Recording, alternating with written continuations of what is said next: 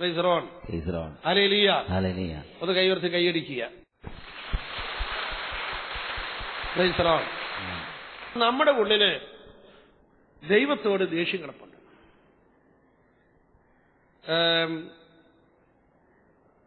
ദൈവത്തെ കണ്ടുകിട്ടാത്തത് കൊണ്ട് ഇത് പ്രകടിപ്പിക്കാനായിട്ട് പറ്റുന്നുമില്ല. Praise the Lord. ദേഷ്യം ഉള്ളിൽ കടന്നു കഴിഞ്ഞാൽ നമ്മുടെ നാട്ടിലൊരു പഴഞ്ചൊല്ലുണ്ട്, അങ്ങാടി തോറ്റതിന് അമ്മയോടൊന്ന്. Praise the Lord. അപ്പൊ ദൈവത്തോട് ദേഷ്യം കാണിക്കാൻ പറ്റിയില്ല, പിന്നെ ആരോട് കാണിക്കും? അതുമായി ബന്ധപ്പെട്ട എല്ലാവരോടും ദേഷ്യം കാണിക്കും. Hallelujah, hallelujah, hallelujah. ഒരിക്കല് ഞാനൊരു ഇടവകയിൽ ധ്യാനം നടത്തുമ്പോൾ വീട് സന്ദർശനമായിട്ട് പോവുകയായിരുന്നു. ആ മനുഷ്യനെ ഒരിക്കലും കണ്ടിട്ട് പോലുമില്ല. അയാൾ എന്റെ പുറകെ നടന്ന് കുറെ നേരം തെറി പറഞ്ഞൊരു പൊക്കളഞ്ഞ്. Price the Lord. അപ്പൊ ഞാൻ ആലോചിച്ചു, ഞാൻ ഇയാൾ ഇന്നുവരെ കണ്ടിട്ടില്ല. ഞാൻ ആ സ്ഥലത്ത് ആദ്യമായിട്ട് ചെല്ലുന്നതാണ്. ഞാൻ അയാളുടെ വീട്ടിലേക്ക് വരെ പോയിട്ടില്ല. അതിന് മുമ്പ് അയാൾ ഇങ്ങോട്ട് വന്ന് തെറി പറഞ്ഞിട്ട് പോവുകയാണ്. Price the Lord. അപ്പൊ ഇയാളെന്തിനാ എന്നോട് ദേഷ്യപ്പെടുന്നത്? എന്തിനാണ്? അപ്പൊ ഞാൻ തിരക്കഴിഞ്ഞപ്പോൾ ഇയാളെ ഞാൻ വല്ല വൈദികരല്ല എന്തൊരു വിഷമല്ല ഇയാൾക്ക് ഉണ്ടാക്കിയിട്ടുണ്ടോ? അങ്ങനെയും സംഭവിച്ചിട്ടില്ല. പിന്നീട് പുള്ളിക്കാരനെ പരിചയപ്പെടുവാനും ഒക്കെ ഇടയായി. സംഭവം എന്താ? പുള്ളി കള്ളു കുടിച്ച ശേഷം പുള്ളി തെറി പറയുള്ളൂ. അതിന് കാരണം എന്താ ചോദിച്ചു കഴിഞ്ഞാല്, പുള്ളിയുടെ കല്യാണം കഴിഞ്ഞ ഒരു 2 ആഴ്ച കഴിഞ്ഞപ്പോൾ പുള്ളിയുടെ ഭാര്യ പെട്ടെന്ന് പാമ്പ് കടിച്ചു മരിച്ചു. അന്ന് പുള്ളിക്ക് ദൈവത്തോട് ദേഷ്യം തോന്നിയതാണ്.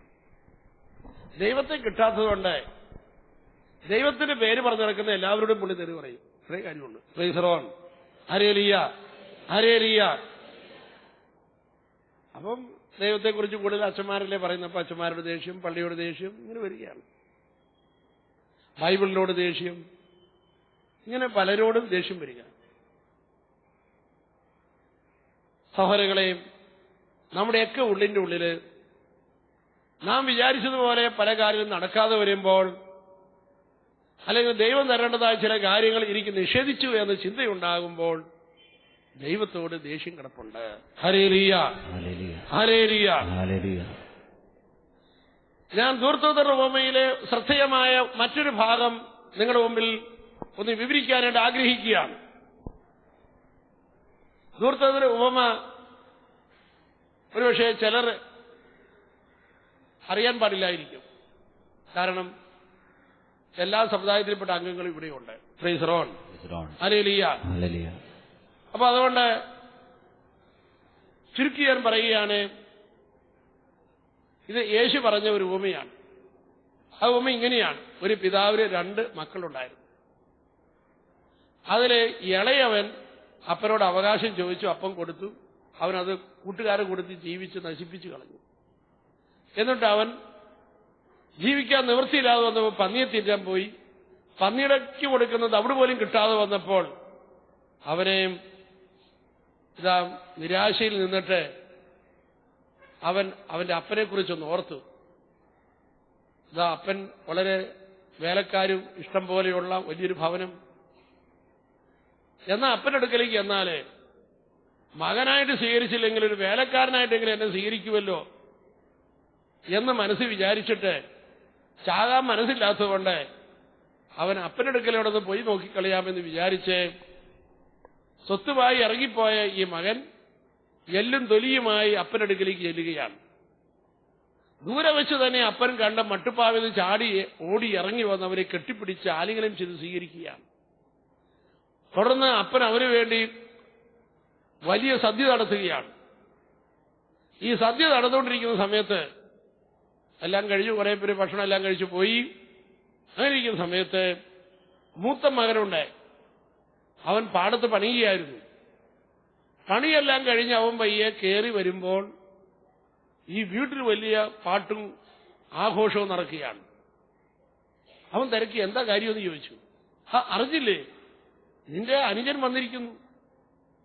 അതുകൊണ്ട് അപ്പൻ കൊഴുത്ത കാളയെ കൊന്നിരിക്കുന്നു.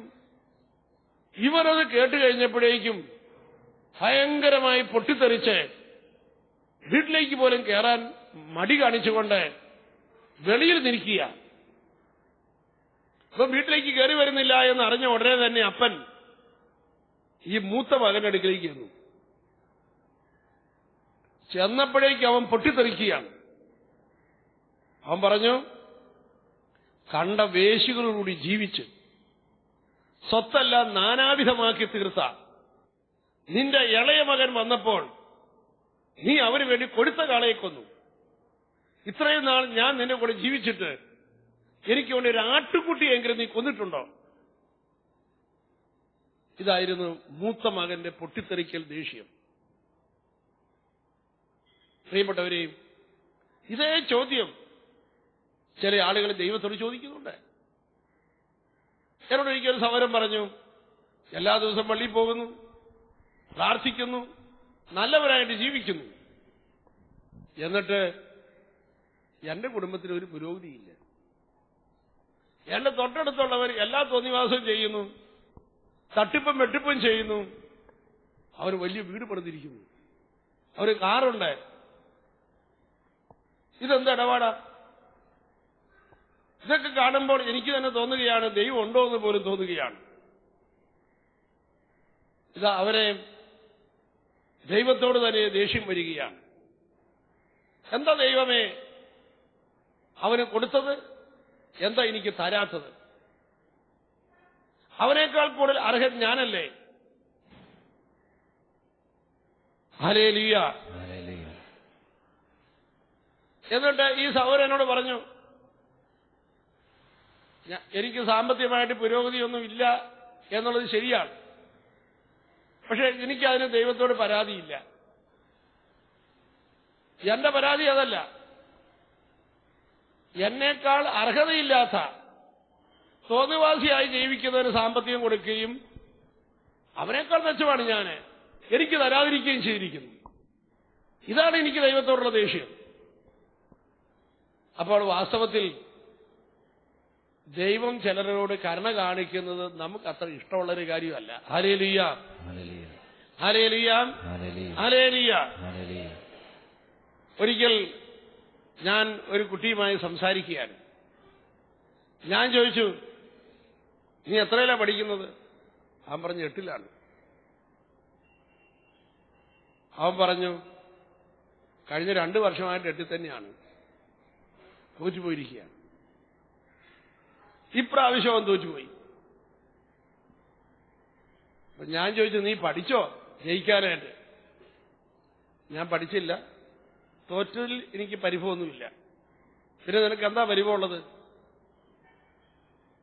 എന്നെപ്പോലെ തന്നെ പഠിക്കാത്ത ഒരുത്തും ജയിച്ചു പോയി, അതെനിക്ക് സഹിക്കാൻ പറ്റില്ല. ഞാൻ തോറ്റത് ഓക്കെ, പക്ഷെ അവരെന്തുകൊണ്ടാണ് ജയിച്ചത്? അവൻ പഠിച്ചിട്ടില്ലെന്ന് എനിക്കറിയാം. അവനെ ജയിപ്പിച്ച് ശരിയല്ല. പ്രിയപ്പെട്ടവരെയും, ഈ പറഞ്ഞ കാര്യം നമ്മളിലൊക്കെ ഉണ്ട്.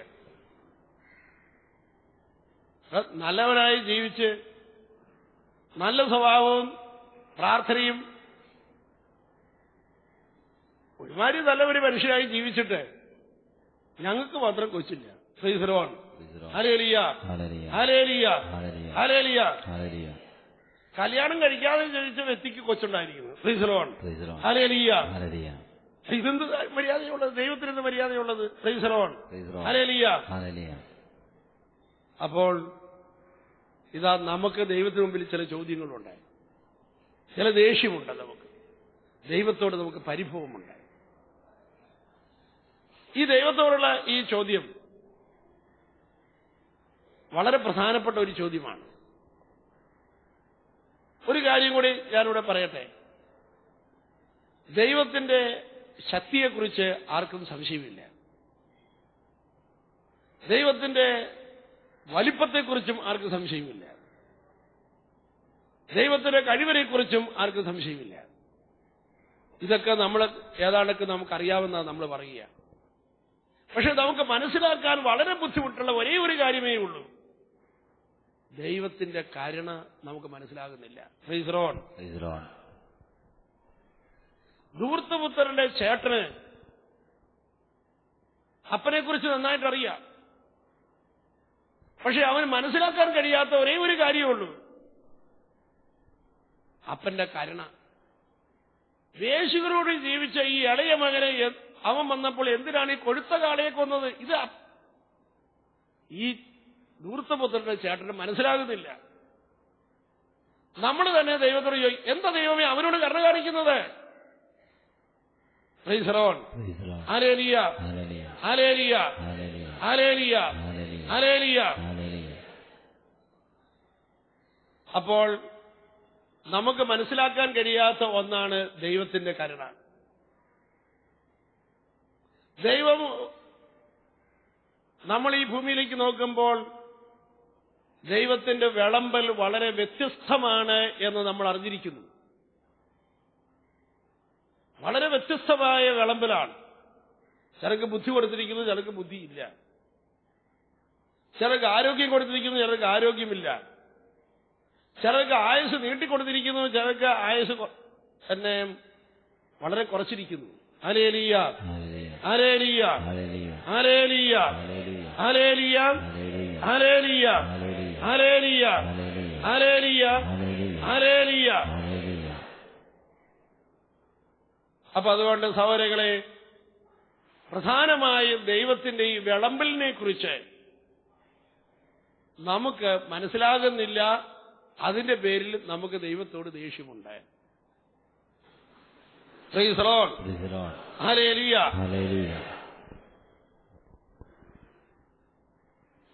സഹോദരങ്ങളെ, ഈ വിളമ്പലിനെ കുറിച്ചുള്ള ചോദ്യം ഒട്ടേറെ യുക്തിവാദികളും ഒക്കെ ചോദിക്കാറുള്ള ചോദ്യമാണ്. എല്ലാ മനുഷ്യരും ഈ ചോദ്യം ചോദിക്കുന്നതാണ്. എല്ലാവരുടെ ഉള്ളിൽ ഈ ചോദ്യം കിടപ്പുണ്ട്. എന്താ അവന് കൊടുത്തത്, എന്താ എനിക്ക് തരാത്തത്? ഒരിക്കലൊരു സഹോദരൻ പറഞ്ഞു, ഇതാ ഞാൻ ജനിച്ചപ്പോൾ ഒരു സെന്റ് ഭൂമി പോലും ഇല്ലാത്തൊരു വാടക വീട്ടിലാണ് ഞാൻ ജനിച്ചത്. എന്റെ തൊട്ടടുത്തിരുന്ന് പഠിക്കുന്ന കുട്ടി, അവൻ ജനിച്ചതോ 10-200 ഏക്കർ സ്ഥലമുള്ള ഒരു മുതലാളിയുടെ മകനായിട്ട് അവൻ ജനിക്കുന്നു. ഞാൻ ജനിക്കുന്നതിന് മുമ്പ് എന്തെങ്കിലും തെറ്റ് ചെയ്തതായിട്ട് എനിക്കറിവില്ല. അവൻ ജനിക്കുന്നതിന് മുമ്പ് എന്തെങ്കിലും നന്മ ചെയ്തതായിട്ട് എനിക്കറിവില്ല. പക്ഷേ ഞാൻ ജനിച്ചത് പടുദാരിദ്ര്യത്തിലേക്ക്, അവൻ ജനിച്ചതോ വലിയ സമ്പത്തിലേക്ക്. ഇതെന്താ ദൈവമേ ഇങ്ങനെ? Praise Lord. അതൊരു തെറ്റ് ചെയ്തിട്ടായിരുന്നു എങ്കിൽ ഓക്കെ. എന്താണ് ഈ പക്ഷാഭേദം? പ്രിയപ്പെട്ടവരെയും, ഇവിടെയാണ് നമ്മൾ അറിഞ്ഞിരിക്കേണ്ടത്. ഈ ചോദ്യമെല്ലാം അവസാനിക്കുകയാണ്. എന്താണ്? നീ ഒരുപക്ഷെ മനസ്സിലാക്കിയിരിക്കുന്നത് കുറച്ച് ഭൗതികമായ ദാനങ്ങളെക്കുറിച്ചാണ്. പക്ഷേ ദൈവം നമുക്ക് മറ്റൊരു ദാനം നൽകിയിട്ടുണ്ട്. അതെന്താണെന്ന് ചോദിച്ചു കഴിഞ്ഞാൽ തന്റെ പുത്രനായ യേശുവിനെ നമുക്ക് തന്നിരിക്കുന്നു. ഹല്ലേലൂയ. ഇതാണ് ഈ ചോദ്യങ്ങളുടെ എല്ലാ ഉത്തരം. ഇതാ യേശുവിനെ നമുക്ക് തന്നിരിക്കുന്നു. നിന്നെ തനിച്ച് അല്ല ദൈവം ഈ ഭൂമിയിൽ വെച്ചിരിക്കുന്നത്. നീ തനിച്ച് വിജയിക്കാനായിട്ട് ദൈവം ഈ ഭൂമിയിൽ അല്ല നിന്നെ സൃഷ്ടിച്ചിരിക്കുന്നത്. ക്രിസ്തുവിനോടുകൂടി വിജയിക്കാനായിട്ടാണ് എല്ലാവരെയും ദൈവം തെരഞ്ഞെടുത്തിരിക്കുന്നത്. നമ്മളെല്ലാവരെയും അവിടുന്ന് ക്രിസ്തുവിൽ തെരഞ്ഞെടുത്തിരിക്കുകയാണ്. അതുകൊണ്ട് നമ്മുടെ കയ്യിൽ ഇല്ലാത്തതല്ല ഈശോയുടെ കയ്യിൽ കൊടുത്തിട്ടുണ്ട്. Hallelujah, hallelujah, hallelujah. നമ്മുടെ കയ്യിലില്ലാത്തതല്ല യേശുവിന്റെ കയ്യിലുണ്ട്. ആ യേശു നമ്മുടെ കൂടെയുമുണ്ട്. അതുകൊണ്ടാണ് പലതും നമ്മുടെ കയ്യിൽ തരാത്തത്. പക്ഷേ നമ്മുടെ കയ്യിൽ തരുന്നതിനേക്കാൾ തുല്യം ഒന്നാണ് യേശുവിനെ നമുക്ക് തന്നിരിക്കുകയാണ്. അപ്പൊ അതുകൊണ്ട് എല്ലാം യേശുവിന്റെ കയ്യിൽ കാണാൻ കഴിയുമ്പോൾ ഈ ചോദ്യം അവസാനിക്കും. Hallelujah, hallelujah. ഈ പരാതി അവസാനിക്കും. ചിലരുടെ കയ്യിൽ ദൈവം 99% കൊടുത്തിട്ടുണ്ട്, 1% കിട്ടിയിട്ടില്ല. ആ 1% യേശുവിന്റെ കയ്യിൽ തന്നെ ഇരിക്കുന്നത്. ചിലരുടെ കയ്യിൽ ദൈവം 1% കൊടുത്തിട്ടുള്ളൂ, 99 യേശുവിന്റെ കയ്യിലിരിക്കുകയാണ്. പക്ഷെ രണ്ടുപേരും യേശുവിനോട് ബന്ധപ്പെട്ടാലേ 100 ആകുകയുള്ളൂ.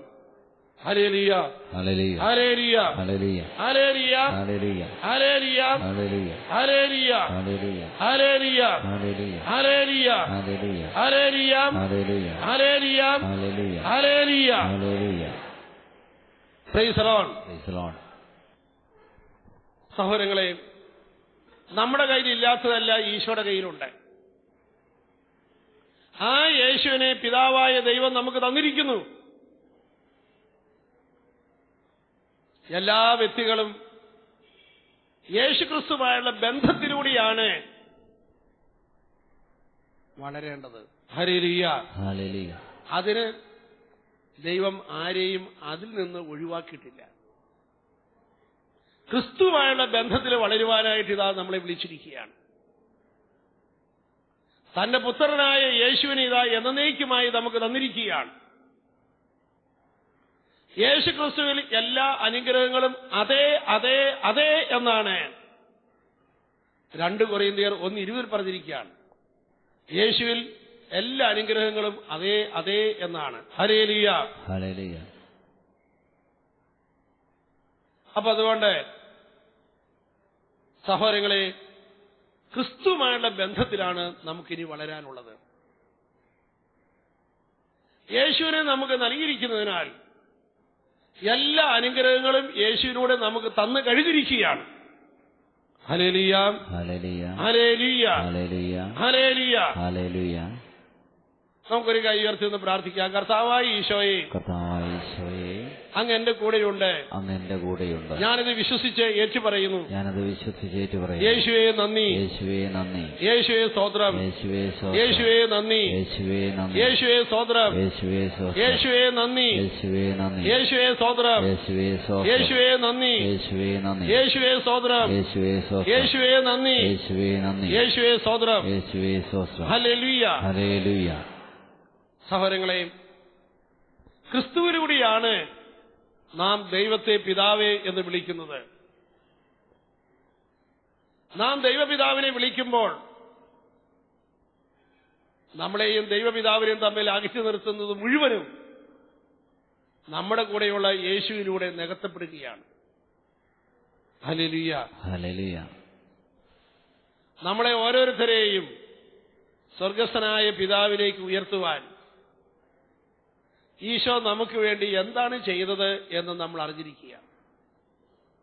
നമ്മുടെ ഉള്ളിലുള്ള ഈ വിടവിനെ നികത്തുവാൻ യേശു എന്താണ് നമുക്ക് വേണ്ടി ചെയ്തത് എന്ന് നമ്മൾ അറിഞ്ഞിരിക്കുക. വളരെ പ്രധാനപ്പെട്ട ചില കാര്യങ്ങൾ ക്രിസ്തു ഈ ലോകത്തിലേക്ക് വന്നുകൊണ്ട് കൈകാര്യം ചെയ്തു. യേശു ഈ ലോകത്തിലേക്ക് വന്നിട്ട് കൈകാര്യം ചെയ്ത ഏറ്റവും പ്രധാനപ്പെട്ട കാര്യം നമ്മളിലെ പാപത്തെയാണ്. Hallelujah, hallelujah. നമ്മളിലെ പാപം നമ്മളെയും ദൈവത്തെയും തമ്മിൽ അകറ്റുന്ന ഒന്നാണ്. പ്രിയപ്പെട്ടവരെയും, അതുകൊണ്ട് ഏറ്റവും പ്രധാനപ്പെട്ട ഒരു കാര്യം നമ്മളിൽ നടക്കണം. നമ്മുടെ ഈ നിമിഷം വരെയുള്ള മുഴുവൻ പാപത്തിനും നമുക്ക് മോചനം കിട്ടി എന്ന ഉറപ്പ് നമുക്കുണ്ടാകണം.